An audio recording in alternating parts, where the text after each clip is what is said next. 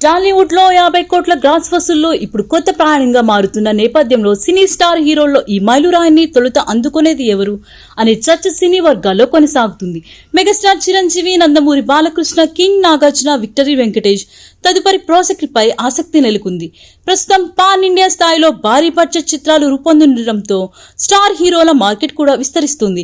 ఈ నేపథ్యంలో సీనియర్ హీరోల సినిమాలు కూడా దేశవ్యాప్తంగా ప్రేక్షకుల్ని ఆకట్టుకునేలా రూపొందుతున్నాయి.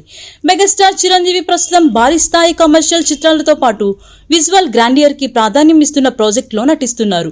బలమైన కథ, విస్తృత స్థాయి విడుదల ఉంటే ఆయన సినిమా భారీ వసూళ్లు సాధించే అవకాశాలు ఉన్నాయని ట్రేడ్ వర్గాలు భావిస్తున్నాయి.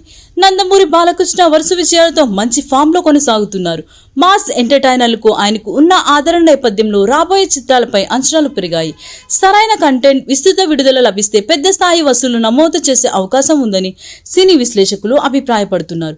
మరోవైపు నాగార్జున తన 100వ చిత్రాన్ని ప్రతిష్టాత్మకంగా రూపొందిస్తున్నారు. ఈ సినిమాపై ఇప్పటికే అభిమానుల్లో ఆసక్తి నెలకొంది.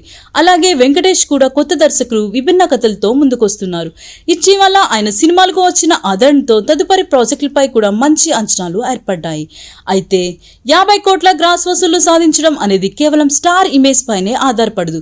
కథ, ప్రేక్షకుల స్పందన, విడుదల వ్యూహం, పాన్ ఇండియా రీచ్, పోటీ పరిస్థితులు వంటి అనేక అంశాలు ఫలితాన్ని ప్రభావితం చేస్తాయి. ప్రస్తుతం ఈ నలుగురు సీనియర్ హీరోలు తమ తమ ప్రాజెక్టులతో బిజీగా ఉండగా వారిలో ఎవరు ముందుగా 50 కోట్ల క్లబ్ లో చేరుతారనేది ఆసక్తికరంగా మారింది. దీనిపై స్పష్టత మాత్రం ఆయా సినిమాలు విడుదల తర్వాతే రానుంది.